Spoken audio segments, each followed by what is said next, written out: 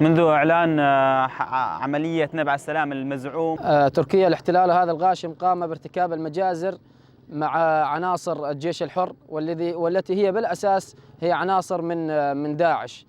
أردوغان دخل قديما وأخذ النفط من داعش وزعم أنه لا يتعامل مع المجموعات الإرهابية، وهو المندس الأول الذي يتعامل مع المجموعات الإرهابية، ويدعي أنه لم يفعل شيء بالأساس.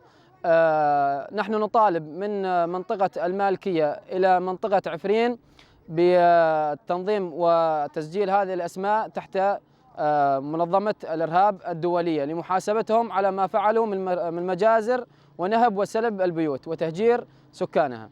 نطالب المجتمع الدولي ونطالب مجلس الأمن، نطالبهم ب يعني محاسبة مرتزقة أردوغان وإدراجهم على لائحة الإرهاب اللي يعني هم نفسهم ما يختلفون عن داعش. ليش يصنفون داعش كمرتزقة وكإرهابيين وأفعالهم مثل أردوغان؟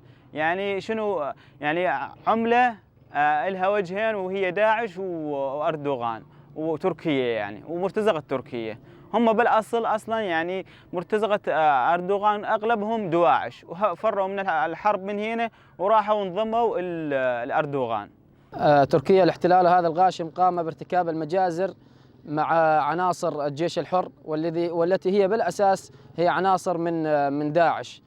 أردوغان دخل قديما وأخذ النفط من داعش وزعم أنه لا يتعامل مع المجموعات الإرهابية، وهو المندس الأول الذي يتعامل مع المجموعات الإرهابية، ويدعي أنه لم يفعل شيء بالأساس.